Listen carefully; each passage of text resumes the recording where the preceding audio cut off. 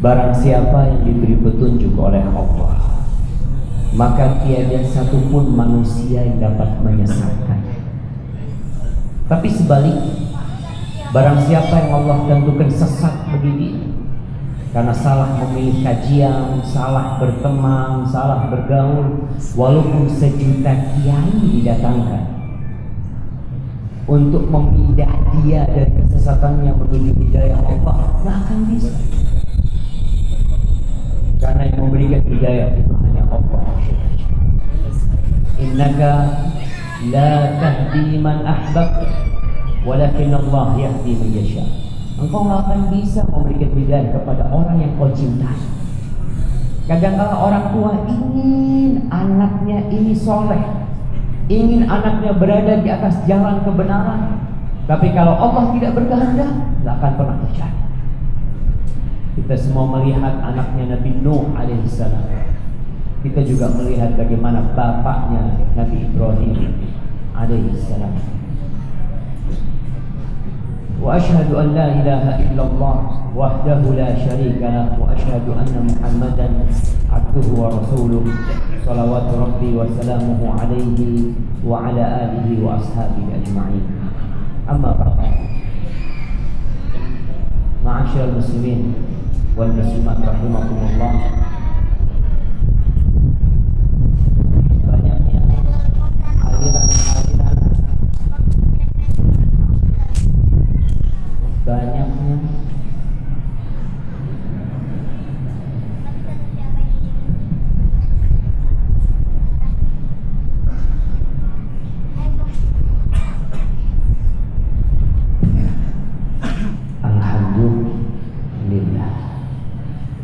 banyaknya aliran-aliran sesat di Indonesia ini. Mungkin bukan hanya teroris, kemarin juga ribut masalah Gafatan.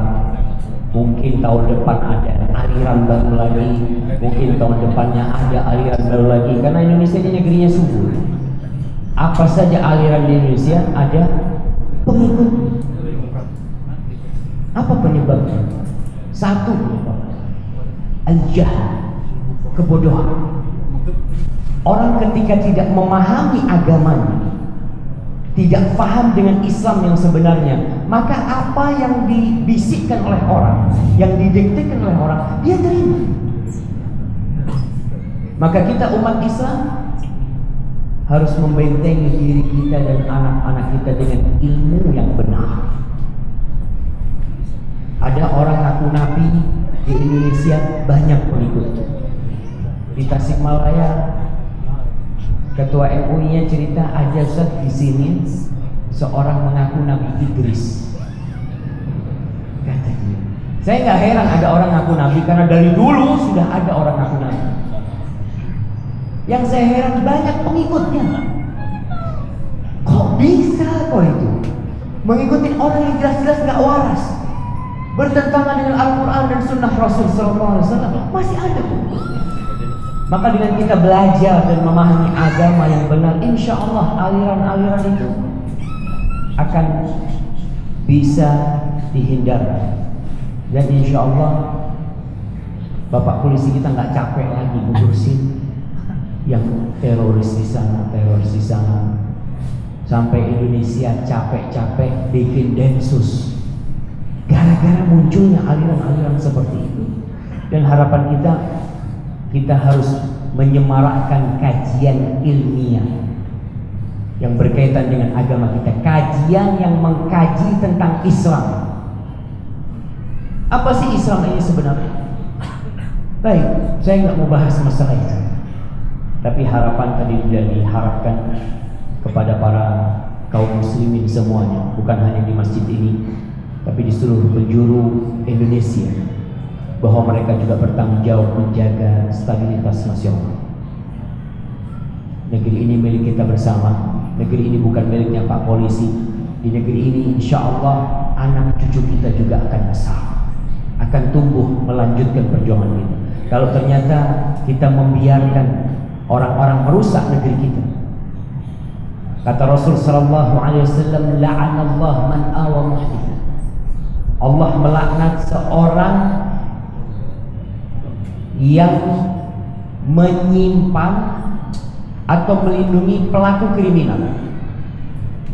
Dalam Islam itu dilaknat. Antum menyembunyikan pencuri, menyembunyikan perampok karena masih saudara, karena masih kerabat.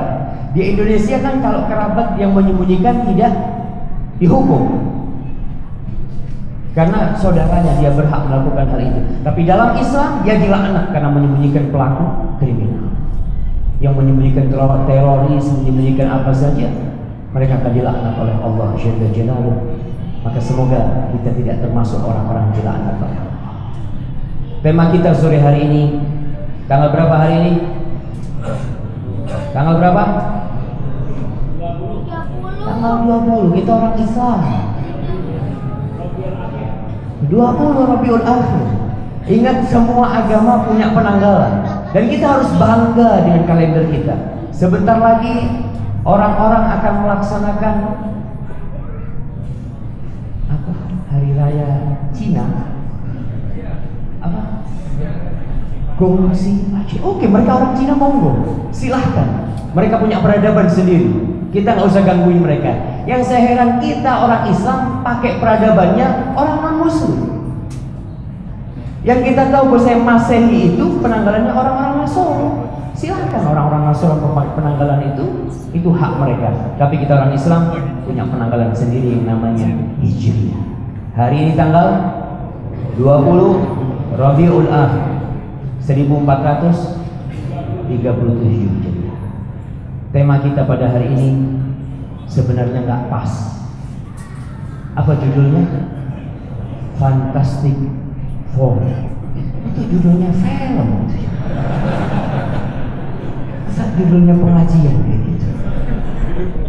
Tapi ya panitianya yang bikin. Kalau judul itu dipakai di SMA mungkin cocok. Karena anak-anak SMA itu memiliki tauladan-tauladan bintang film, aktor-aktor, bahkan film-film yang bohong. Antum ketika nonton film Fantastic Four, jangan nonton. Anak-anak itu seakan-akan percaya, dibohongin sama Hollywood. Wah, keren banget filmnya. Kemarin yang namanya Star Wars, di mana-mana orang pada nonton. Subhanallah, kok itu dibohongin dari awal sampai akhir, bohong. Tapi masya Allah, saya puas dibohongin. Ini sesuatu yang kita harus real, kita hidup nyata di Indonesia. Gak ada Star Wars, gak ada Fantastic Four, gak ada Spider-Man, gak ada Batman, gak ada apa lagi. Yang ada bapak polisi, real. Mereka yang jaga keamanan kita ini bukan Batman. Cuma orang tuh dibohongi, ada orang-orang hero yang menyelamatkan negerinya. Bohong, polisi yang kerja itu. Antum, Allah. Na'asyil muslimin rahimakumullah. Ingat, manusia itu suka mencontoh. Dia hidup ingin memiliki idola. Kalau dia salah memilih idola, nggak benar. Ada yang mengidolakan pemain bola. Pemain bola tuh sholat apa enggak? Yang muslim sholat. Tapi yang diidolakan pemain bola yang kafir, yang nggak pernah sholat. Bahkan dia taruh fotonya di kamarnya, bahkan dia pakai di bajunya nomornya. Itu nomornya milik muslim apa enggak? Kau muslim, kau harus bangga dengan keislamanmu. Kita ini hidup di Indonesia, jelas ada kebebasan beragama.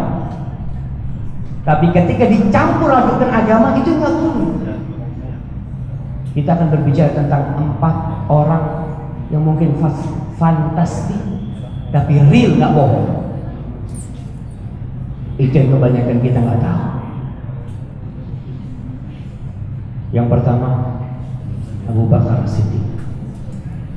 Yang kedua, Umar bin Khattab. Yang ketiga, Utsman bin Affan. Dan yang keempat, Ali bin Abi Thalib radhiyallahu taala anhu ajma'in. Mereka 4 orang yang ditinggal mati oleh Rasul SAW namun mereka bisa merubah wajah dunia. Bukan cuma wajah sebuah negeri, tapi wajah dunia. Islam dulu tuh hanya di kota Madinah, kemudian sampai ke Mekah, sampai ke Yaman di masa Umar bin Khattab, sampai ke Mesir, sampai ke Palestina. Di masa Utsman bin Affan, Islam itu sampai ke Azerbaijan, sampai ke sana. Subhanallah. Apakah tidak pantas mereka disebut orang-orang yang fantastik? Mereka adalah Khulafaur Rasyidin. Seharusnya yang berbicara pertama ini Ustaz Rajul tentang Abu Bakar dan Umar. Saya dapat bagian Utsman bin Affan dan Ali bin Abi Thalib. Tapi karena beliau sakit, semoga Allah menyembuhkan beliau dan menyembuhkan orang-orang Islam yang sakit semuanya. Maka antum yang punya gadget tuh dibuka Sahih Bukhari. Kan ada aplikasi kitab Sahih Bukhari, kitab yang paling sahih setelah Al-Qur'anul Karim. Semua kitab hadis, Bukhari, Muslim, oh ada.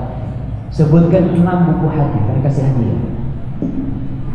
6 buku hadis yang menjadi pegangan Ahlus Sunnah wal Jamaah. Nah, Sahih Bukhari, Sahih Muslim, Sunan An-Nasa'i, Sunan Ibnu Majah, Sunan At-Tirmidzi atau Jami' At-Tirmidzi. Nah, Sunan Abu Dawud, barakallahu fiik. Nah, jemaah, 6 kitab ini semuanya memiliki bab khusus tentang para sahabat. Karena sahabat Nabi itu orang-orang pilihan yang berjuang untuk Allah Jalla Jalaluhu. Bukan berjuang karena mendapatkan gaji, bukan berjuang karena mendapatkan imbalan, tapi mereka berjuang karena Allah Jalla Jalaluhu. Cukup Allah sebagai Rabb mereka, Allah yang memberikan segala-galanya. Sahabat-sahabat Nabi yang berada di Mekah, kita ingat dengan Bilal bin Rabah, bagaimana dia disiksa oleh orang-orang kafir Quraisy. Bilal cuma ngomong satu, Ahadun Ahad, Allah itu Esa, Allah itu satu. Apapun yang dilakukan oleh musuh-musuh Allah. Maka 6 kitab ini semuanya memiliki Kitabul Manaqib, Manaqibu Ashabin Nabi SAW, tentang keutamaan sahabat Nabi radhiyallahu taala anhu ajma'in. Baik, yang ada aplikasi Sahih Bukhari, antum paling tidak punya tuh aplikasi Sahih Bukhari bahasa Indonesia sudah. Maka paling tidak antum baca tuh, kalau beli kitabnya itu mahal. Tapi kalau download aplikasinya kalau nggak salah gratis ya. Al-Imam Bukhari mengatakan bab qaulin Nabi sallallahu alaihi wasallam suddul abwab illa bab Abi Bakar. Nabi SAW bersabda, semua pintu di Masjid Nabawi ditutup kecuali pintu rumahnya Abu Bakar Siddiq. Jadi Masjid Nabawi dahulunya itu nempel dengan rumah penduduk. Semua penduduk yang tembok rumahnya nempel sama Masjid Nabawi, mereka lobangi, bikin pintu. Jadi kalau mau ke masjid langsung keluar dari rumah. Masya Allah, enak apa enggak enak? Sekarang banyak orang rumahnya depan masjid tapi sholat dari masjid. Para sahabat Nabi yang rumahnya jauh pun ke masjid, bukan hanya yang pintunya nempel ke masjid. Semua pintu rumah yang nyambung ke masjid suruh tutup sama Rasulullah SAW, kecuali pintu rumahnya Abu Bakar Siddiq. Ada apa? Kok semuanya ditutup, hanya pintunya Abu Bakar Siddiq? Para ulama berbicara itu isyarat bahwa yang akan menjadi khalifah setelah Rasulullah SAW adalah Abu Bakar As-Siddiq radhiyallahu taala anhu. Ma'asyiral muslimin rahimakumullah. An Abi Sa'id Al-Khudri, Imam Bukhari meriwayatkan sebuah hadis dari Abu Sa'id Al-Khudri radhiyallahu taala anhu. Khataba Rasulullah SAW. Nabi pernah ceramah di mimbar. Beliau lagi ceramah, di antara yang beliau sampaikan, innallaha khayyara 'abdan baina dunya wa baina ma 'indahu. Allah Jalla Jalaluhu memberikan pilihan kepada salah satu hambanya antara tetap hidup di dunia atau meninggal bertemu dengan Allah Jalla Jalaluhu. Fakhtara dzalikal 'abdu ma 'indahu. Hamba yang dikasih pilihan ini memilih siapa? Memilih Allah, memilih kenikmatan yang ada di sisi Allah. Fabaka Abu Bakar. Ini sepenuh Masjid Nabawi orang pada dengerin khusyuk. Yang nangis cuma Abu Bakar. Apa kata orang-orang? Fa'ajibna libukai. Kita heran, kok ini kenapa nangis? Nabi itu cerita ada hamba yang dikasih pilihan antara terus hidup atau dia meninggal dunia. Tuh hamba memilih di sisi Allah.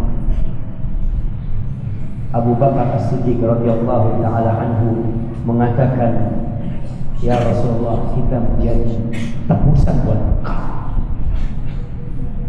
Ternyata yang dikasih pilihan siapa? Rasulullah SAW. Maka Rasul sallallahu alaihi wasallam mengatakan, inna min amanin nas alayya fi suhbatihi wa malihi Abu Bakar. Orang yang paling berjasa kepada aku, kata Rasulullah, dalam persahabatannya, dalam harta benda yang dia berikan adalah Abu Bakar As-Siddiq. Antum bisa bayangin bagaimana Abu Bakar As-Siddiq, semua hartanya dia sedekah. Semua. Kita jangan semuanya, separuh aja mikir, seperempat mikir. Zakat yang 2,5% masih terkadang tidak kita bayar. Abu Bakar Siddiq pernah datang kepada Rasulullah SAW dengan semua hartanya. Ya Rasulullah. Kemudian Rasulullah SAW mengatakan, walau kuntu muttakhidan khalilan lattakhadtu Abu Bakar. Andai kata aku mengambil seseorang sebagai kekasih, menjadikan seseorang sebagai khalil. Kita sering mendengar kata-kata Habib. Habib dan Khalil lebih tinggi mana maqam? Khalil. Khalil itu al-khullah, al-mahabbah, al-khalisah, kecintaan yang murni. Rasul sallallahu alaihi wasallam andai kata menjadikan seseorang itu sebagai khalil, pasti akan dijadikan Abu Bakar. Tapi karena Allah sudah menjadikan Rasulullah sallallahu alaihi wasallam sebagai khalil, maka Nabi mengatakan, walakin ukhuwatul Islam wa mawaddah. Abu Bakar, engkau adalah saudaraku, dan kecintaan dalam Islam antara aku dengan engkau. Lalu Nabi mengatakan, la yabqayanna fil masjid babun illa sud illa bab Abu Bakar. Semua pintu di masjid ditutup kecuali pintunya Abu Bakar Siddiq. Ma'asyiral muslimin rahimakumullah. Apa sih keutamaan Abu Bakar Siddiq? Sebutkan 5 keutamaan Abu Bakar Siddiq. Anda kasih hadis.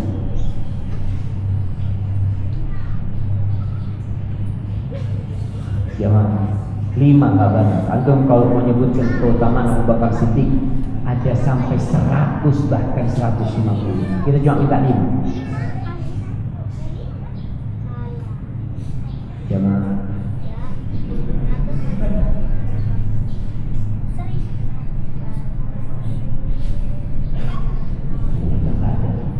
Oke, kita turun 4. Iya, di situ. Hopper. Berdiri.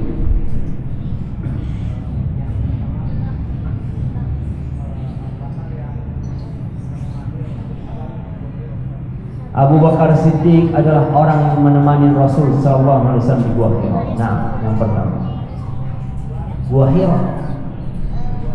Gua Tur. Baik, yang kedua,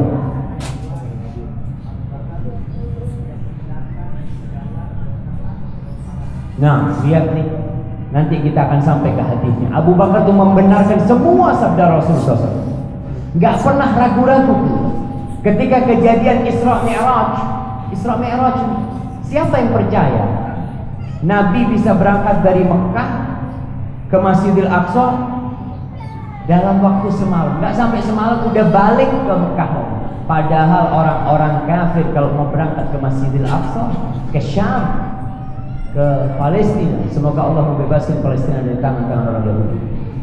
Ketika ke sana itu 1 bulan, bolak-balik 2 bulan. Baik. Itu. Antum kalau udah duduk jangan keluar. Ketika orang-orang kafir Quraisy mendapatkan informasi itu, mereka berpikir punya bahan untuk menyesatkan orang Islam. Nih, Nabi kalian bohong. Mana mungkin bisa berangkat dari Mekah ke Masjidil Aqsa. Mereka datang ke Abu Bakar. Ya Abu Bakar kau ingat tuh sahib ente. Za'ama sahibuka bahwa dia berangkat tuh ke Masjidil Aqsa terus baik lagi. Semalam, percaya. Lau qala dzalika la sadaq. Kalau itu yang dikatakan oleh teman, maka dia benar, jujur. Kata mereka, Abu Bakar, kau percaya? Inni u'minu bi khabaris sama. Aku beriman dengan berita yang turun dari langit. Masa cuma kayak gitu nggak percaya? Subhanallah. Maka Abu Bakar disebut as-siddiq. Yang ketiga,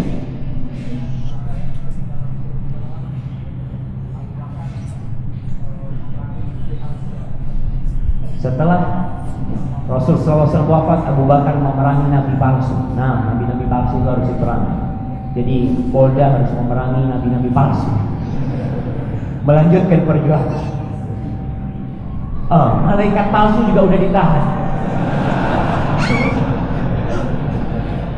Ya Allah, benar-benar kacau negeri kita ini. Kalau ada malaikat gitu palsu. Allahu Akbar. Sakit. Yang selanjutnya,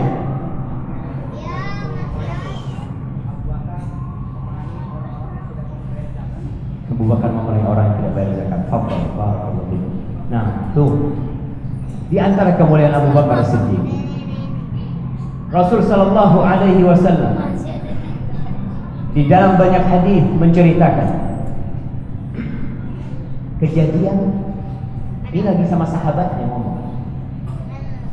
Kata Rasul SAW, bainama rajulun yasuqu baqaratan, ketika ada seorang yang dia giring sapi. Tahu-tahu sapinya dinaiki. Sapinya dinaiki. Ketika sapi itu dinaikin, sapi itu noleh ngomong sama yang naiki. Inni lam ukhlaq lihada, innama ukhlaqu lil haq. Aku ini diciptakan bukan untuk dinaiki. Aku ini diciptakan untuk membajak sawah. Apa kata orang-orang? Subhanallah, baqaratun tatakallam. Maha suci Allah, sapi bisa bicara. Antum percaya enggak? Antum percaya enggak? Ragu-ragu. Para sahabat ketika Nabi nyampaikan itu, mereka ada keraguan. Sapi bisa bicara. Apa kata Rasulullah SAW? Wa inni u'minu bihada wa Abu Bakar wa Umar. Aku percaya dengan hal ini. Abu Bakar percaya, Umar percaya. Padahal Abu Bakar dan Umar gak ada di tempat itu. Tapi karena tahu mereka orang yang percaya dengan sabda Rasulullah, Nabi itu gak pernah bohong, gak pernah dusta. Itu hadis riwayat Imam Bukhari. Lalu Nabi cerita lagi, bainama ra'in fi ghanamihi, ketika ada seorang pengembala kambing, fa idza bi, tahu-tahu ada serigala yang mengambil salah satu kambing, seekor kambing. Dikejar sama pengembala ini, ditarik ke kambing. Bayangkan, serigalanya noleh ke orang. Ente gimana nanti? Kalau nggak ada yang mengembalakan kambing itu kecuali anak. Apa kata para sahabat lagi? Subhanallah, dhi'bun yatakallam. Subhanallah, serigala bisa bicara. Kata Rasulullah SAW, wa inni u'minu bihada wa Abu Bakar. Aku beriman dengan kejadian ini. Abu Bakar juga beriman, Umar juga beriman, padahal Abu Bakar dan Umar tidak ada. Kadangkala banyak hadis Rasul SAW yang kita diskan karena nggak masuk. Contoh hadis yang diriwayatkan Imam Bukhari. Ini contoh sering diingatkan oleh Ustaz. Contoh kalau ada lalat masuk ke tempat minum. Idza waqa'a al-dhubabu fi ina'i ahadikum falyabis. Kalau ada lalat masuk ke tempat minum, tempat makan kalian, maka tolong dicelupi. Celupi itu melihat terus buang. Kenapa? Fa inna fi ihda jananiha da'u fi ukhra. Di satu sayap nyamuk itu, satu sayap lalat itu ada racun, di satu sayapnya lagi ada penawarnya. Itu melihat. Ana izin minum dulu. Saya izin minum.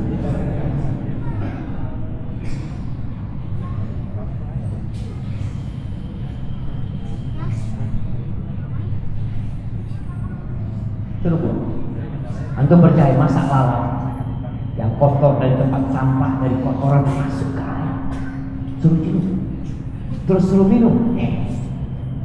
Percaya nggak antum? Sebagian dokter nggak percaya dulu, sebagian dokter nggak percaya karena dia masih gunakan akalnya, tidak menggunakan hati. Seorang yang beriman, apa aja yang disabdakan Rasulullah SAW? Nabi bersabda, hadisnya sahih, sallallahu alaihi wasallam. Iya, aku terima. Asalkan hadisnya sahih. Kalau hadisnya palsu, nggak boleh kita percaya. Akhirnya, dokter-dokter di Mesir yang menolak hadis tadi, ilmu kedokteran ini berkembang. Yang dulu bermanfaat, mungkin tahun depan dikatakan, oh ternyata berbahaya. Ini namanya ilmu bikinan manusia, dia berkembang. Tapi ini sabda Rasulullah SAW. Nabi itu mendapatkan wahyu dari pencipta lalat. Setelah dikaji oleh kedokteran, alat-alat semakin canggih, mereka pelajari ternyata benar bahwasanya lalat itu ketika nyebur, dia itu nggak tenggelam, dia itu di atas gitu. Dan dia tidak mengeluarkan penawarnya. Tapi dia itu termasuk salah satu cara membela diri, ya, menyelamatkan diri dia tebarkan racunnya. Ketika dicelup, mau tidak mau, salah satu sayap yang ada penawarnya dia lepas penawar. Dan ketika diangkat, air itu layak diminum. Dokter-dokter pada percaya. Percaya sama hasil penelitian atau percaya dengan Rasul SAW? Hasil penelitian. Kok nggak percaya sama Rasul SAW? Sedangkan seorang mukmin percaya. Abu Bakar As-Siddiq percaya dengan semua yang disabdakan oleh Rasul SAW. Ali bin Umar radhiyallahu taala anhu, Ibnu Umar meriwayatkan,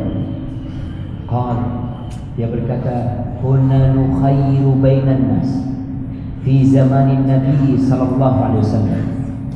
Fa nukhayyiru Abu Bakar, thumma Umar, thumma Utsman radhiyallahu anhu."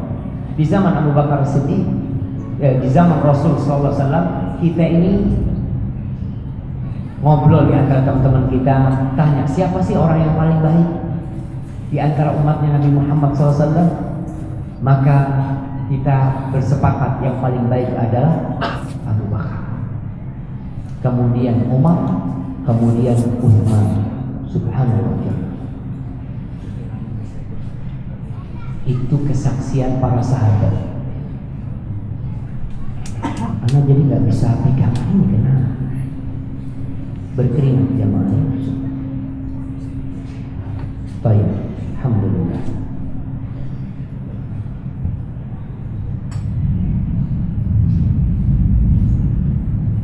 Di dalam hadis yang lain, hadis Jubair bin Mut'im, dia cerita, atat imra'atun an-nabiy sallallahu alaihi wasallam. Pernah seorang wanita datang menjumpai Rasul SAW. Fa'amaraha an tarji'. Ini perempuan sama Rasul SAW dikasih tahu, nanti balik ke sini. Oh Nabi balik ke sini.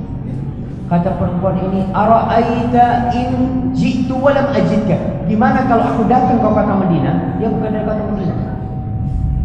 Dia mengatakan, gimana kalau aku datang ke sini tapi aku tidak berjumpa dengan engkau? Ka'annaha taqul maut. Kata dia, mungkin kau sudah meninggal wahai Rasulullah. Apa kata Rasulullah? In lam tajidni fa'ti Abi Bakar. Fa'ti Abu Bakar. Kalau kau datang ke Madinah tidak menjumpai aku, maka jumpai Abu Bakar. Para ulama mengatakan ini isyarat bahwa yang menjadi khalifah setelah Rasulullah SAW adalah Abu Bakar. Ammar bin Yasir. Antum sekarang jadi orang Islam itu tidak seperti Ammar bin Yasir. Ammar bin Yasir itu disiksa karena dia sebagai seorang Muslim. Ibunya Sumayyah disiksa dan ditusuk di kemaluannya sampai mati. Kita mengamalkan Islam alhamdulillah di Indonesia bebas. Tidak seperti di Suriah. Kita bikin kajian di Polda, bayangkan, subhanallah. Di Suriah sebelum terjadinya pemberontakan, Asad, bapaknya Bashar Asad, dari dulu sudah memberlakukan kira-kira tahun 60-67 memberlakukan keadaan darurat. Jadi orang itu semua bikin pengajian harus ada izin, harus macam-macam. Kemudian kalau ada satu orang dicurigai, ditangkap tanpa ada sidang. Saya punya teman di Madinah, bapaknya nggak pernah pulang dari rumahnya. Diambil, kata dia sudah puluhan tahun abah anak nggak pernah balik. Kita alhamdulillah jemaah. Di masa Rasul SAW orang mau sholat takut. Abu Bakar As-Siddiq bikin musola di depan rumahnya, marah orang-orang kafir Quraisy. Dan Rasul SAW pernah sholat, diletakkan isi perut onta, ari-ari onta di rumahnya ditaruh di punggung Rasulullah SAW sholat. Kita ini sekarang azan di mana-mana kita dengar, tapi terkadang hati kita tidak tergerak untuk ke rumah Allah. Ammar bin Yasir mengatakan, ra'aitu Rasulullah sallallahu alaihi wasallam wa ma ma'ahu illa khamsah. Aku melihat Rasul sallallahu alaihi wasallam ketika di kota Makkah, yang beriman bersama beliau itu cuma 5 orang. Cuma 5 orang. Kita sekarang satu masjid kayak gini, masya Allah.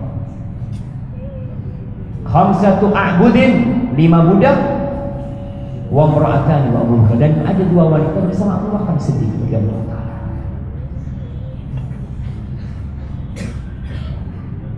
Kita pindah ke Umar bin Khattab. Siapa Umar bin Khattab? Oke, Anda mau kasih hadiah. Beda umurnya Abu Bakar dengan Rasul SAW berapa tahun? Nah, ada yang jauh berapa tahun? Nah, berapa? 3 tahun. Hampir 3 tahun. Antum kurang sama belum? Mana jemaah? Mana menjawab? 4 tahun antum. 2 enggak, 3 enggak, 4 bisa. 2 tahun setengah. Apa sih dia? 2 tahun setengah kira. Maka Abu Bakar Siddiq menjadi khalifah setelah Rasul SAW 2 tahun setengah, kemudian meninggal dunia. Berapa umurnya Abu Bakar Siddiq meninggal dunia? 63 tahun Hijriah. Antum sekali lagi jangan ngomong, inti umurnya berapa? 63. Seperti Rasul SAW. Tidak sama. Nabi 63 Hijriah, engkau 63 Masehi. Sudah lebih tua dari Rasul SAW. Umar bin Khattab bedanya 10 tahun dengan Rasul SAW. Bukan 10 tahun, 13 tahun kira-kira jamaah, atau 12 tahun setengah. Umar masuk Islam ketika umurnya 26-27 lebih. Umurnya Umar bin Khattab radhiyallahu ta'ala. Semua sahabat Nabi masuk Islam muda, nggak ada yang tua. Semuanya di bawah umur 40 tahun. Karena anak muda itu berbeda dengan orang tua. Antum lihat orang tua itu lebih kuat memegang tradisi daripada anak muda. Orang-orang kafir Quraisy ketika Nabi berdakwah alaihi salatu wassalam, mereka berpegang teguh dengan budaya mereka, dengan tradisi mereka. Ketika Abu Thalib, pamannya Nabi, meninggal dunia, Rasul sallallahu alaihi wasallam mendatangi pamannya. Ternyata di rumah pamannya ada Abu Jahal dan Abdullah bin Abi Umayyah. Abdullah bin Abi Umayyah kafir. Ya, orang-orang kafir itu percaya sama Allah. Cuma mereka punya tradisi syirik. Mereka itu tawaf, haji, mereka ke Mina, Arafah, wukuf, mereka melakukan itu semua. Allah mengatakan wala in sa'altahum man khalaqas samawati wal ard la yaqulunna Allah. Kalau kau tanyakan kepada mereka siapa pencipta langit dan bumi, apa jawaban mereka? Allah. Tuh patung-patung yang di Ka'bah, patung-patung nggak bisa nyiptakan apa-apa. Kita yang bikin tuh patung. Mereka percaya hal itu. Terus kenapa? Kok nyembah patung? Ya hanya sekedar perantara supaya lebih dekat sama Allah. Ma na'buduhum illa liqarribuna ila Allahi zulfa. Itu keyakinan mereka. Maka kalau ada orang Arab namanya Abdullah, ada. Bapaknya Nabi Abdullah. Belum kenal Islam pada waktu itu. Abdullah bin Abi Umayyah bersama Abu Jahal datang ke situ. Ini pamannya Nabi udah tua. Umurnya sudah di atas 70 tahun. Rasul sallallahu alaihi wasallam datang mengatakan kepada pamannya, "Qul ya am, paman, tolong kau katakan la ilaha illallah. Kalimatan uhajju laka biha indallah." Sebuah kalimat yang aku akan berjuang untukmu pada hari kiamat di sisi Allah, bahwa kau sudah masuk Islam. Dalam kondisi seperti itu, Abu Jahal dan Abdullah bin Abi Umayyah, orang-orang kafir juga berdakwah. Katanya, Abu Thalib, atarghabu an millati Abdul Muttalib? Apakah engkau benci dengan ajaran bapak Abdul Muttalib? Nih, berbicara tentang tradisi nenek moyang. Orang tua itu sangat berpegang teguh dengan Rasul SAW kembali mengulangi, qul la ilaha illallah. Tapi Abu Jahal dan Abdullah bin Abi kembali mengulangi hal itu. Atarghabu an millati Abdul Muttalib, sampai akhirnya meninggal dalam kondisi dia di atas agamanya Abdul Muttalib. Berkaitan dengan Umar bin Khattab. Umar bin Khattab masih muda dan dia benci dengan Islam. Dia punya kekuatan untuk menghancurkan Islam. Bahkan dia ingin membunuh Rasul SAW. Tapi anak muda itu labil jiwanya. Maka tatkala sampai dakwah Islam kepada dia, subhanallah, Umar lancang mengatakan asyhadu an la ilaha illallah wa asyhadu anna Muhammad Rasulullah sallallahu alaihi wasallam. Apa kemuliaan?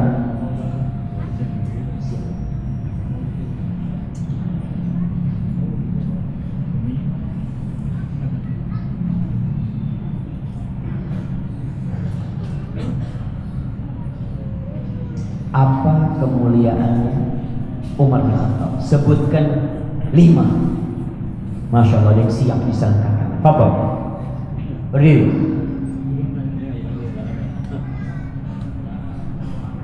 Al-Faruq. Baik.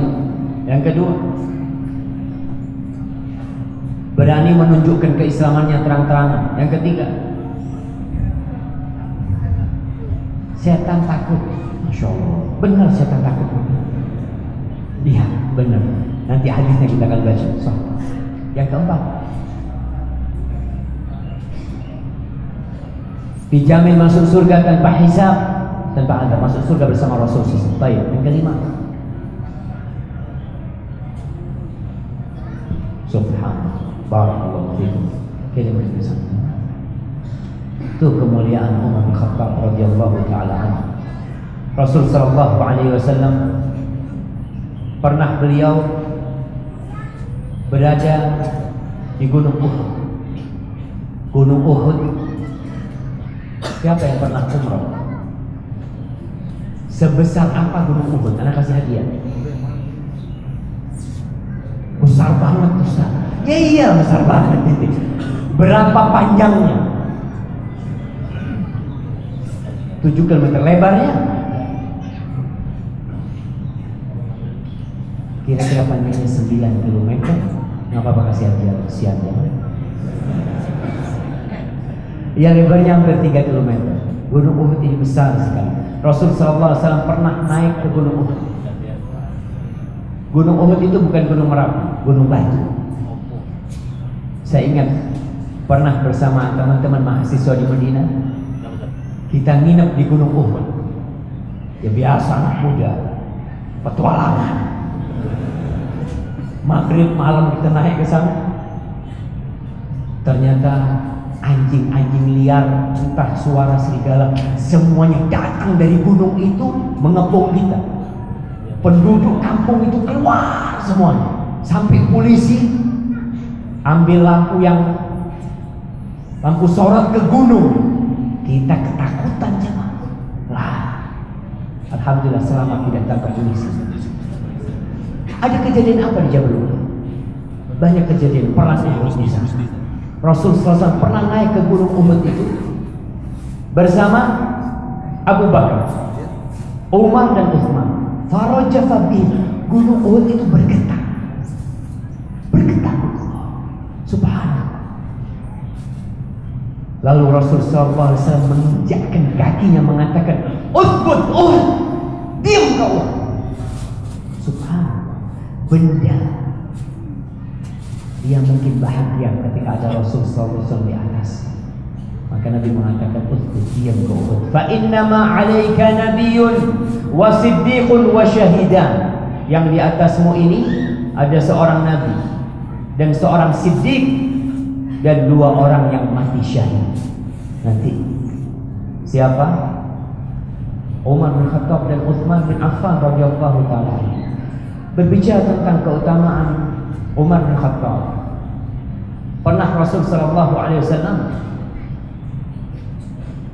bersabda, An Jabir bin Abdullah, dari Jabir bin Abdullah radhiyallahu taala anhuma, qala an-nabiy sallallahu alaihi wasallam, Nabi alaihi salatu wasallam bersabda, ra'aituni dakhaltul jannah.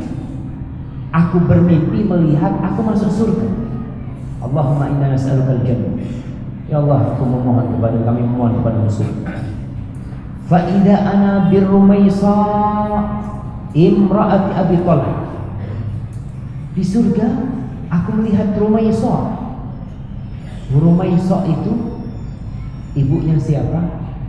Ibunya Anas bin Malik radhiyallahu taala anhu, istrinya Abu Talha. Nabi melihat Rumaysa di dalam surga. Wa sami'tu khashafa. Aku melihat ada suara orang jalan nih. Ada suara sandal di sana. Faqultu man hada? Aku tanya, ini siapa ya? Faqala hada Bilal. Ini suaranya Bilal. Subhanallah. Wa ra'aitu qasran bi fina'ihi jariyah. Aku melihat istana yang di depan istana itu ada gadis. Maka aku bertanya, faqultu liman hada? Ini punya siapa istana ini? Faqala li Umar. Ini punya Umar bin Khattab. Subhanallah. Umar telah memiliki istana di surga Allah Jalla Jalaluhu. Berdasarkan kesaksian siapa? Nabi kita Muhammad SAW. Fa'aradtu an adkhulahu fa'anzur ilaihi. Aku ingin masuk. Masya Allah. Antum kepanasan apa ustaznya kepanasan? Kita sama-sama kepanasan. Tapi tenang, tidak lama lagi insya Allah dingin. Kata Rasulullah SAW, aku ingin masuk ke istana itu untuk melihat isinya. Fadzakartu ghairatan. Aku ingat, ya Umar, engkau itu pencemburu. Kecemburuannya Umar terhadap istrinya. Faqala Umar bi abi wa ummi ya Rasulullah, a'alaika amr. Wahai Rasulullah SAW, apakah kepadamu aku cemburu? Sallallahu ala nabiyina Muhammad. Ma'asyiral muslimin rahimakumullah.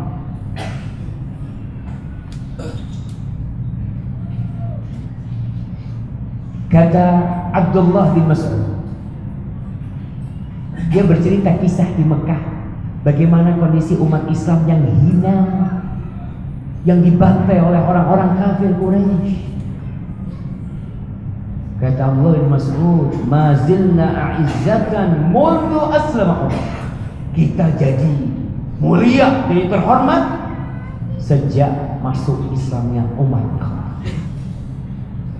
Jadi memang di dalam masyarakat ini ada orang-orang yang punya power, yang punya kedudukan.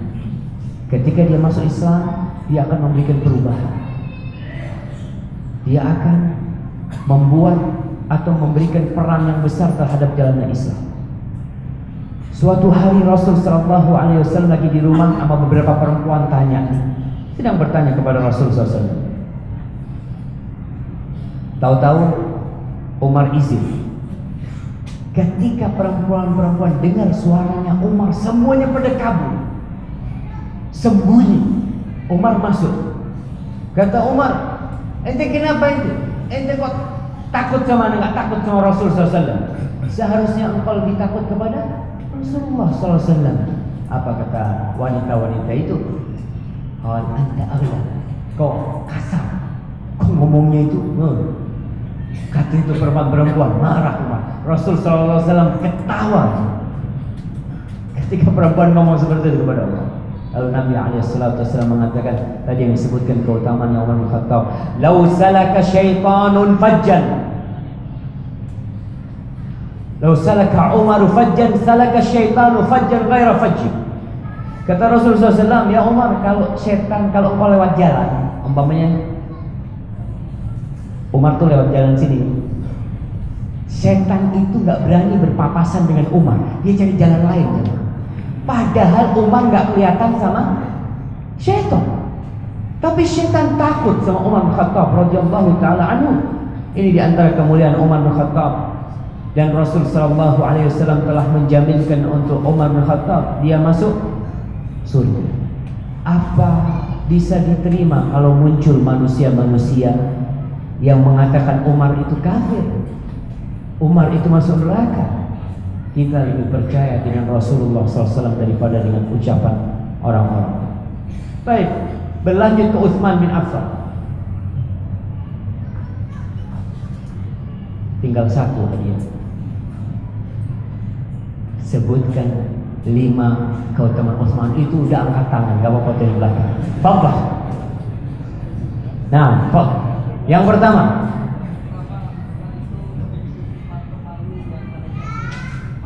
Masya Allah, tuh jamaah, malaikat malu sama Utsman. Subhanallah. Yang kedua,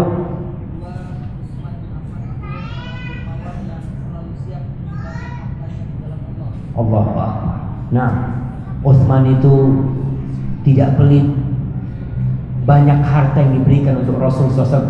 Dan Utsman sampai hari ini punya wakaf, kebun dan sumur, yang itu wakafnya Utsman bin Affan. Umurnya 1437 tahun. Sampai hari ini tetap pahalanya ngalir ke Utsman bin Affan. Kita tahu di antara amalan yang tidak putus adalah sedekah jariyah. Baik, selanjutnya. Sahabat ini jamin masuk surga.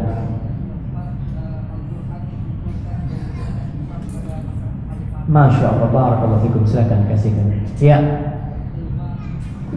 Yang kelima, antum apa? Taib, tambahkan yang kelima. Masya Allah, Masya Allah. Iya, Utsman itu yang mengumpulkan Al-Quran Karim. Utsman itu Dzun-Nurain. Jadi dia udah siap browsing di mana. Udah. Baik, gak apa-apa.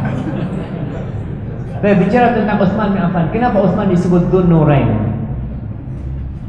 Karena tidak ada manusia di muka bumi yang menikah dengan 2 anak Nabi kecuali Utsman bin Affan radhiyallahu ta'ala. Siapa nama istri yang dinikahi oleh Utsman bin Affan? Udah habis hadiahnya, cuma katakan. Nggak apa-apa. Ruqayyah dan Ummu Kulthum, bayangkan 2 anak Nabi dinikahkan oleh Rasulullah SAW kepada Utsman bin Affan. Tapi setelah meninggal yang satunya, baru yang satunya. Disebutkan Utsman bin Affan ini orangnya nggak tinggi nggak pendek, sedang. Azim ma bainal mankabain, ma bainal mankibain. Orangnya jangan ditanya gagah. Katsal lihya azim, jenggotnya lebat. Dan semua sahabat Rasulullah SAW itu jenggotnya lebat. Cuma Abu Bakar yang memang khafiful aridain, jenggot yang ada di pipinya itu lembut. Ya memang rizki beda-beda. Antum lihat jenggotnya ada yang 8 lembar, ada yang 7 lembar, ada, itu rizki dari Allah. Maka antum bersyukur. Utsman azim al-lihya, azim al-karadis, tangannya itu kekar. Itu sahabat-sahabat Rasulullah SAW, orang-orang hasan al-wajh, wajahnya itu tampan. Utsman bin Affan radhiyallahu anhu. Apa kemuliaan Utsman bin Affan? Dia termasuk orang yang masuk Islam terlebih dahulu. Dia masuk Islam lewat siapa? Abu Bakar Siddiq. Bayangkan, Abu Bakar itu dapat pahala semua amalan yang dilakukan oleh Utsman bin Affan. Ini keutamaan berdakwah jemaah. Ketika ada orang umpamanya nggak sholat, antum ajak sholat, kemudian dia sholat, antum dapat pahala sholatnya. Maka jangan membiarkan orang tidak sholat, tidak antum kasih tahu dia. Kemudian Utsman bin Affan radhiyallahu taala anhu, salah satu keutamaannya, pernah dia datang menjumpai Rasul sallallahu alaihi wasallam di kebun. Lalu dia minta untuk izin masuk. Penjaga kebun itu kasih tahu, suruh dia masuk. Iftah lahu wa basyirhu bil jannah ala balwan tusib. Bukakan bagi dia pintu dan kasih dia kabar gembira masuk surga, tapi dengan musibah yang menimpa dia. Di antara Utsman tadi disebutkan masalah malunya ya. Rasulullah SAW ketika duduk di rumahnya, ada Abu Bakar masuk, tersingkap paha Rasulullah SAW, dibiarin. Masuklah Umar, dibiarin. Ketika Utsman izin masuk, Rasulullah SAW membenahi duduk. Itu yang tersingkap ditutup. Maka Aisyah radhiyallahu taala anha bertanya, "Ya Rasulullah, dakhala Abu Bakar. Abu Bakar masuk, kok biasa. Umar masuk, kau juga nggak peduli. Thumma dakhala Utsman, fajalasta wa sawaita thiyabak." Kemudian Utsman masuk, kau duduk dan memperbaiki pakaianmu. Apa kata Rasulullah SAW? Ala astahi min rajulin tastahi minhul malaika. Apa aku nggak malu dari seorang yang malaikat malu sama dia? Subhanallah. Kalau Umar bin Khattab syaitan takut, kalau Utsman bin Affan malaikat malu kepada Allah. Berbicara tentang kedermawanan Utsman, dalam hadis riwayat Tirmidzi,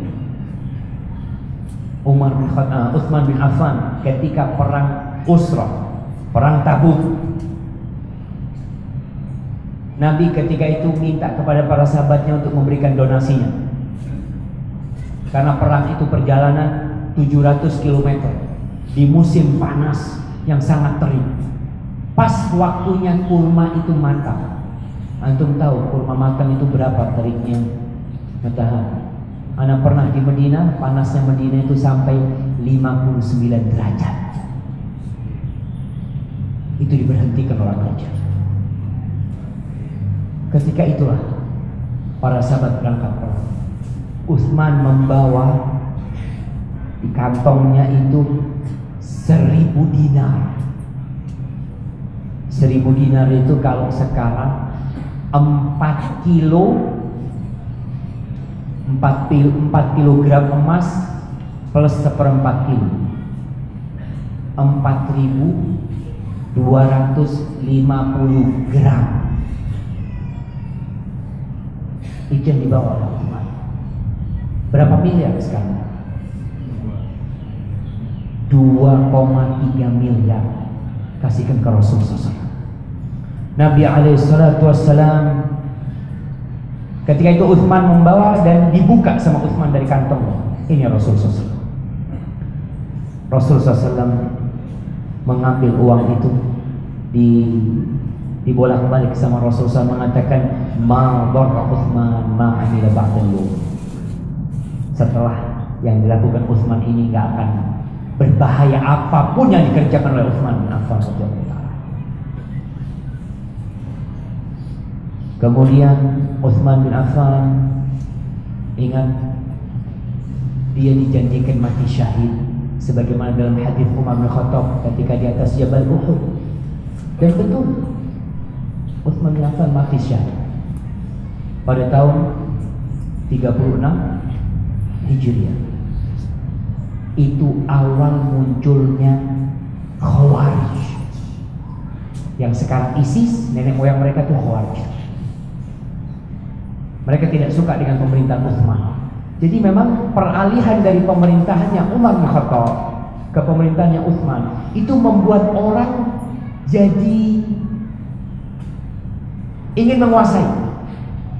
Di masa Umar bin Khattab, Umar tuh pegang pecut kalau jalan, nggak ada yang berani. Di masa Utsman bin Affan, Utsman ada perbedaan karakter. Utsman itu lembut orangnya, malaikat malu. Dia itu bagi-bagi duit, dia masya Allah berikan kemudahan. Di awalnya nggak ada masalah. Di akhir pemerintahan Utsman bin Affan mulai itu orang-orang Khawarij, orang-orang yang punya pemikiran mengkafirkan pemerintah pada waktu itu pemerintahan Utsman bin Affan dan melihat pemerintahnya nggak adil. Lalu dia berontak berdasarkan mesti ada provokator. Siapa provokatornya? Abdullah bin Ubay, Abdullah bin Sabah, Abdullah bin Sabah al-Yahudi. Ingat, tidak bisa dipungkiri, orang-orang Yahudi ketika itu ya sampai hari kiamat mereka benci dengan Islam. Mereka ingin menghancurkan Islam. Ketika tidak bisa menghancurkan Islam dari luar, perang nggak bisa, maka mereka menghancurkan Islam dari dalam. Salah satunya itu benih-benih teroris yang ada sekarang itu bermula dari Khawarij. Sudah muncul di sana. Jadi dia kompori, yang dikompori sekali lagi orang-orang yang berilmu. Jadi orang-orang kampung yang jauh-jauh dari pemerintahan Islam itu yang dikompori. Kita tahu tuh Utsman nggak adil tuh. Utsman melakukan ini. Gimana di pemerintahnya kayak gini? Akhirnya berkumpul beberapa orang ke Madinah untuk berontak. Penduduk Madinah ketika itu bersiap-siap untuk membela Utsman bin Affan, tapi Utsman mengatakan jangan. Sudah, nggak perlu dikucurkan darah. Dan pada akhirnya Utsman bin Affan tewas meninggal dunia, dibunuh oleh orang-orang Khawarij. Yang sekarang seperti ISIS sekarang kita lihat, pemahaman mereka kurang lebih sama. Semua yang tidak mau bergabung dengan mereka, semua yang tidak cocok dengan mereka kafir, dan kalau kafir darahnya halal. Jadi pengeboman terjadi itu prosesnya panjang. Proses pertama pencucian otaknya. Nih orang nih kayak gini nih, nggak adil, tidak melakukan syariat, itu kafir. Kalau kafir darahnya halal. Kalau kau membunuh dia masuk surga. Berangkat. Kenapa masuk surga? Subhanallah. Itu yang terjadi dengan Utsman. Dan Utsman meninggal dunia dalam kondisi sedang membaca Al-Quranul Karim ketika itu ya. Radhiyallahu ta'ala anhu. Dan di masa Utsman bin Affan ini Islam telah sampai ke negeri-negeri yang jauh sekali. Karena di masa Utsman penaklukan Islam itu telah sampai, tadi disebutkan, ke Azerbaijan ya. Sampai ke Afrika. Afrika itu Tunisia. Sampai ke Tunis. Islam itu sampai ke Sudan. Islam itu sampai ke Kubrus. Pulau Kubrus, pulau apa? Siprus ya namanya. Apa? Siprus. Itu udah sampai Islam ke sana di masanya Utsman bin Affan radhiyallahu taala. Kalau Syam sudah selesai. Kemudian pada tahun ke-36 dia juga dibunuh oleh orang-orang Khawarij. Mulai sudah muncul tuh orang-orang yang mengkafirkan, orang-orang yang membunuh siapa yang tidak cocok buat dia lagi. Selesai masa Utsman bin Affan, dilanjutkan oleh Ali bin Abi Thalib. Siapa yang tahu dalam keutamaannya Ali bin Abi Thalib? Insyaallah. Enggak ada hadiahnya. Tahib enggak apa-apa antum. Ini angkat tangan dulu. Berdiri ya. Apa keutamaan Ali bin Abi Thalib? Nggak apa-apa tuh, jangan ketawa cuma. Alhamdulillah ilmu itu dibaca. Tafadhol. Dia adalah khalifah yang keempat. Yang kedua, subhanallah nih, Ali itu sosok pemberani jemaah. Dia siap mati menggantikan Rasul SAW di tempat tidurnya ketika orang-orang kafir datang mau bantai Rasul SAW. Ali tidur di sana. Radhiyallahu ta'ala. Yang ketiga, Allahu Akbar, menikahi Fatimah binti Rasulullah SAW. Yang keempat, dia memang susur. Yang kelima, anak-anak yang pertama kali masuk zakat. Nanti panitia kasih hadiah. Mana panitia? Kok menghilang panitianya? Ya, antum minta sama panitia. Baik, itu keutamaan Ali bin Abi Thalib. Ali ini sosok yang pemberani, dan Rasul SAW memberikan kesaksian bahwasanya Allah dan Rasulullah cinta kepada Ali bin Abi Thalib. Bagaimana kisah Ali bisa menikahi Fatimah? Masya Allah, putri yang paling cintai Rasul SAW. Pernah Fatimah itu dilamar oleh Abu Bakar Siddiq. Apa kata Rasul SAW? Innaha saghirah. Fatimah itu kecil, nggak pas buat engkau. Antum kalau ngelamar anaknya orang, mertua ngomong, aduh dia masih kecil. Antum jangan ngomong, saya tunggu Pak. Antum itu ditolak, artinya ketika diomongin masih kecil berarti antum ditolak. Dan ditolak Abu Bakar Siddiq. Kemudian dalam hadis riwayat Al-Baihaqi, ada salah satu kerabatnya Ali, ada perempuan maula, dia bekas budak dibebaskan. Dia ngomong, Ali, kau tahu enggak? Inna Fatimah tukhtab. Fatimah itu sudah dilamar, ada yang ngelamar dia. Ya terus, tapi nggak diterima. Kau coba ngelamar dia. Aduh, aku ngelamar Fatimah, punya apa aku? Miskin, Ali bin Abi Thalib. Mahar apa yang aku akan berikan kepada putri Rasul SAW, putri yang paling dicintai oleh Rasulullah SAW? Ya, kau cobalah terus dikompori ya sama tuh perempuan. Akhirnya Ali berangkat, datang ke Rasulullah SAW. Assalamualaikum. Duduk. Ali duduk, ditanya sama Rasulullah SAW, alaka hajah? Ali, kau ada perlu? Gak bisa ngomong, untuk bayangkan gimana mau ngelamar ini gimana. Ali, kata Ali, gak keluar suara satu pun dari mulutku. Nabi tanya lagi, alaka Ali, kau ada perlu gak? Bengong jalan sampai ketika, kau ada perlu gak? Gak bisa jawab. La'allaka takhtubu Fatimah, kau mungkin datang melamar Fatimah. Iya Rasulullah SAW. Ya udah, Nabi yang buka tidak. Baik, kau punya apa? Orang kalau nikah harus ada maharnya. Nggak punya apa Rasulullah SAW tadi. Aina dir'ukal hutamiyah? Mana baju perangmu yang disebut dir hutamiyah? Kata Rasul, ada Rasulullah SAW. Tapi itu harganya cuma 400 dirham. Mana pantas buat putrimu?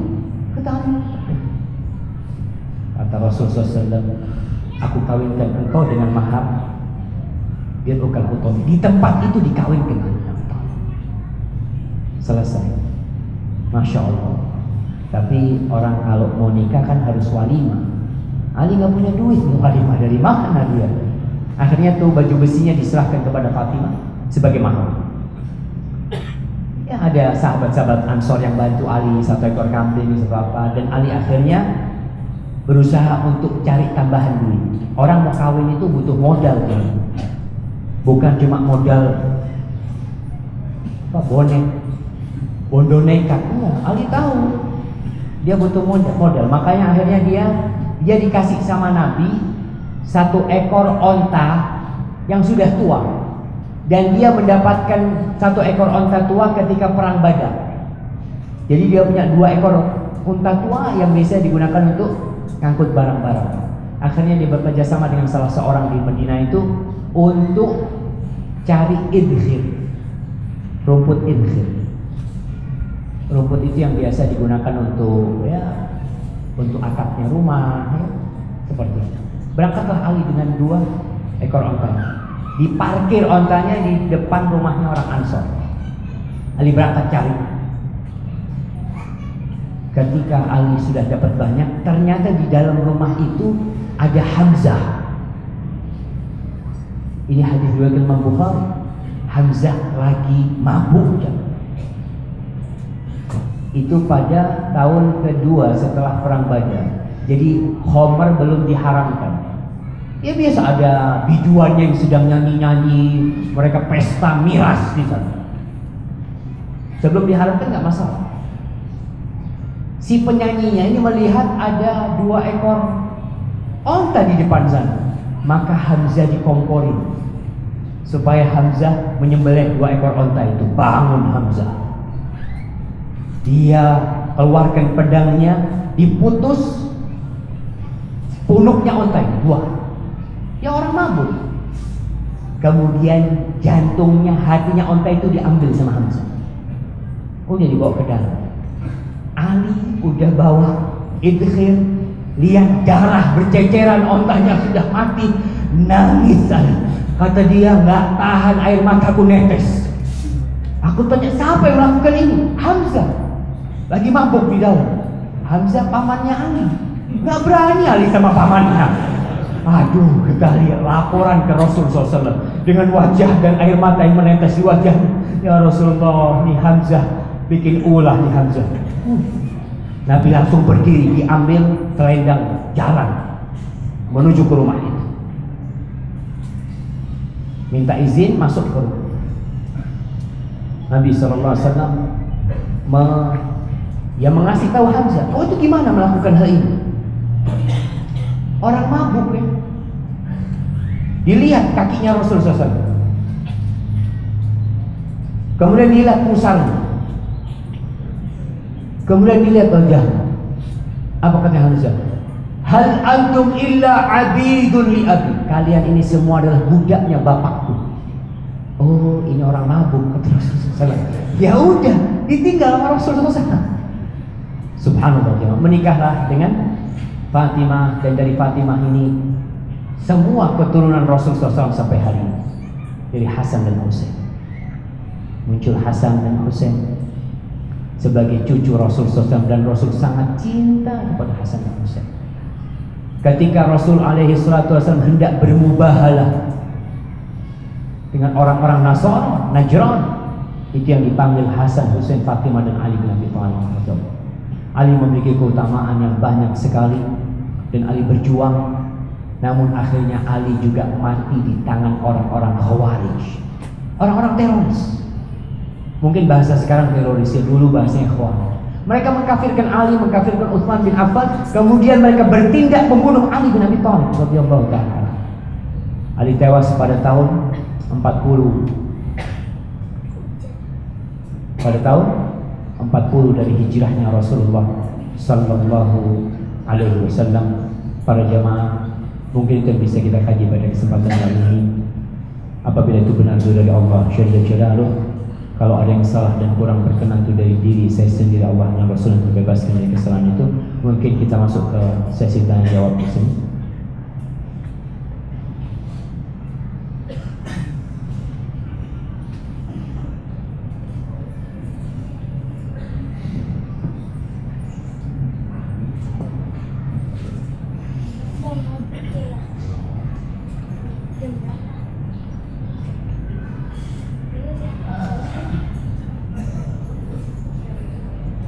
Jadi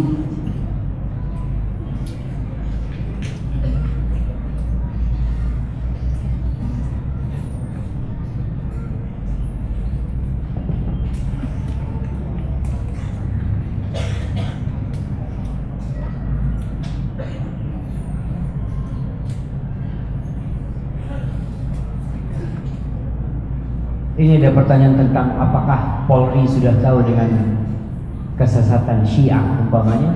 Insya Allah mereka tahu, karena MUI bekerja sama dengan Polri juga, Allah. Dan kita melihat fatwa MUI juga insya Allah sudah sampai kemana-mana. Ya, semoga Allah Jalla Jalla menyelamatkan negeri kita dari aliran-aliran seperti mereka yang membantai umat Islam di Suriah. Jadi kalau kita melihat Ahlus Sunnah wal Jamaah itu yang ada di Suriah dibantai oleh ISIS, dibantai oleh pemerintahan Bashar Assad, dibantai oleh Syiah. Mereka benar-benar berkumpul semua, dan apalagi sekarang semua berusaha untuk membunuh mereka. Kita hanya bisa berdoa memohon kepada Allah, semoga Allah menjaga kaum muslimin yang berada di Suriah dari Ahlus Sunnah wal Jamaah yang ada di sana, dari kejahatan semua sektor-sektor yang ada di sini. Nah, insya Allah beberapa bulan ke depan istri ana melahirkan anak pertama. Mohon saran nama untuk anak-anak kelak, nama laki-laki dan perempuan. Tuh tadi ada 4 nama lelaki: Abu Bakar, Umar, Utsman, Ali. Nama perempuan ada Fatimah, ada Aisyah, ada Ummu Kalthum, ada Ruqayyah, Hafsah. Kadang-kala kita ini cari nama, Ustaz, saya minta nama buat anak saya yang tidak ada di Indonesia. Kasih nama apa yang nggak ada di Indonesia coba? Yang salah satu hak anak kita mendapatkan nama yang indah, ya. Nama yang indah, kasih nama yang indah anak kita. Itu nama sahabat-sahabat Rasulullah SAW. Jangan kasih nama anak Ronaldo. Nggak boleh, Ustaz. Itu namanya orang kafir. Kau kan ingin anak muslim masuk surga.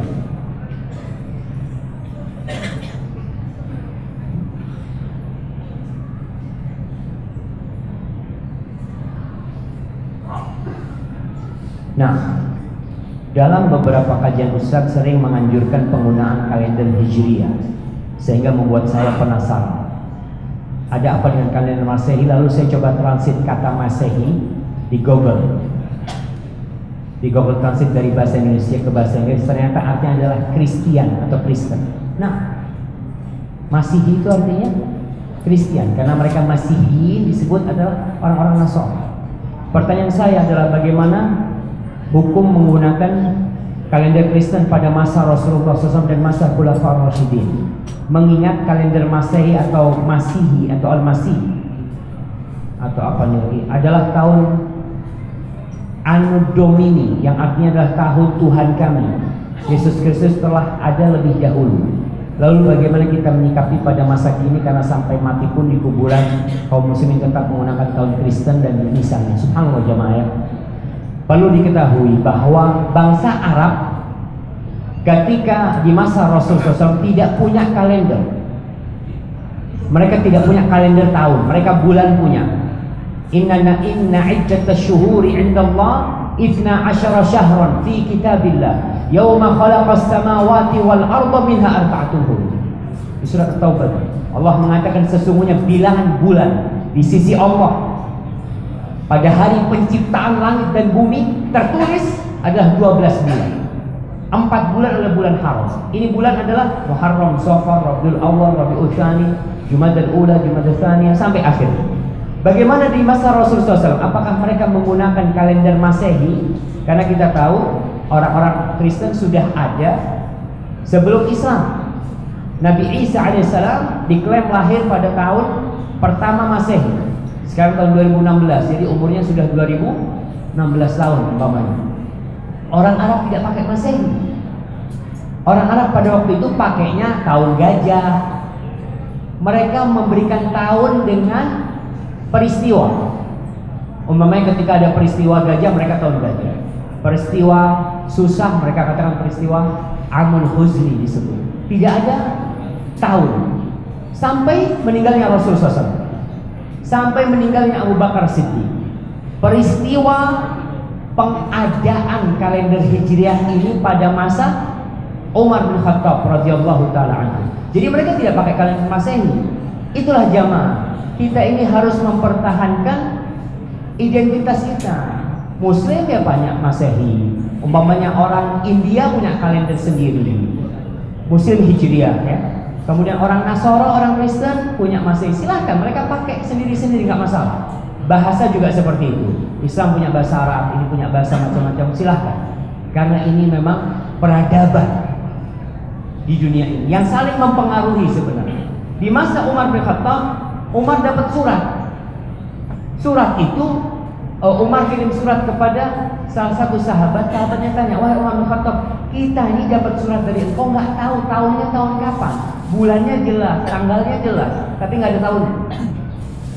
Maka ketika itu para sahabat duduk bersama bermusyawarah, kita ini mau pakai kalender apa?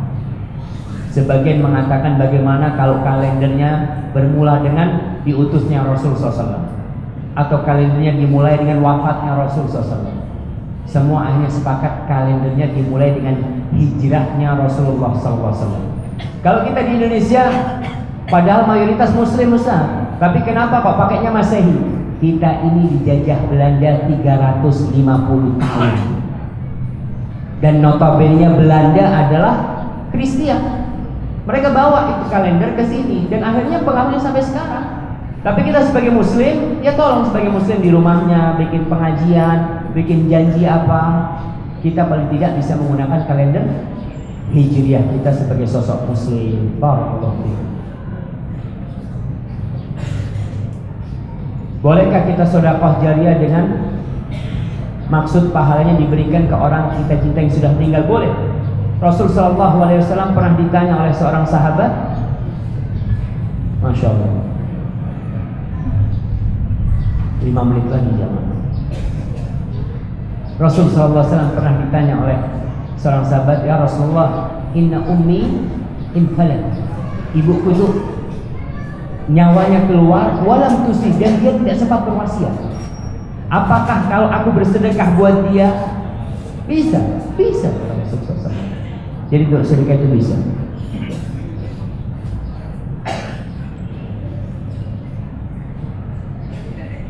Saya bujangan. Saya kira judul Fantastic Four adalah poligami. 4 istri. Jadi semangat ke sini. Mohon nasihatnya biar kami yang bujangan agar fantastik dalam menuntut ilmu. Masya Allah. Jadi kalau urusan kawin itu Masya Allah semangat orang-orang. Insya Allah untuk masalah poligami besok kita bisa akan ngaji di Blok M Square ya. Apa judulnya? Ustaz, aku ingin poligami. Iya, judul gitu ya. Insya Allah kita bahas masalah poligami. Antum menuntut ilmu itu, yang pertama jalannya antum ke sini mengantarkan antum ke surga. Ibu-ibu rame banget di atas. Kenapa? Oh, dari tadi gak kedengaran. Pas masalah poligami kedengaran. Wallahu a'lam bishawab. Baik jemaah, ana lihat ini pertanyaan dari ibu-ibu nih supaya adil nih kita. Soalnya antum lihat, ya, wanita itu indah, kertasnya indah, kertasnya, tulisannya Masya Allah.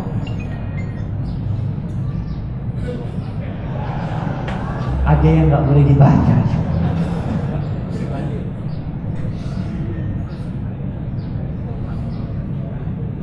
Aduh, ini ada yang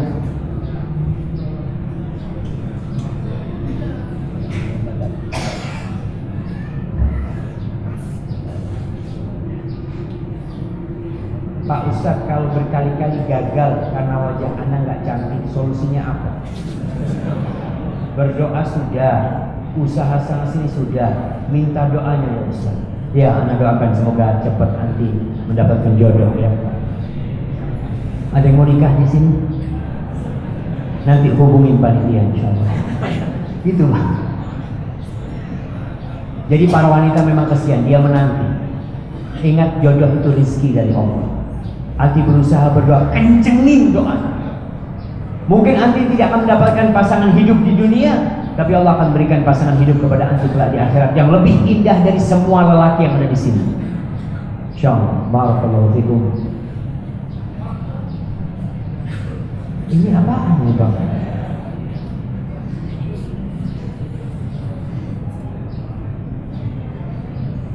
Masya Allah, hadiah buat Ustaznya. Alhamdulillah.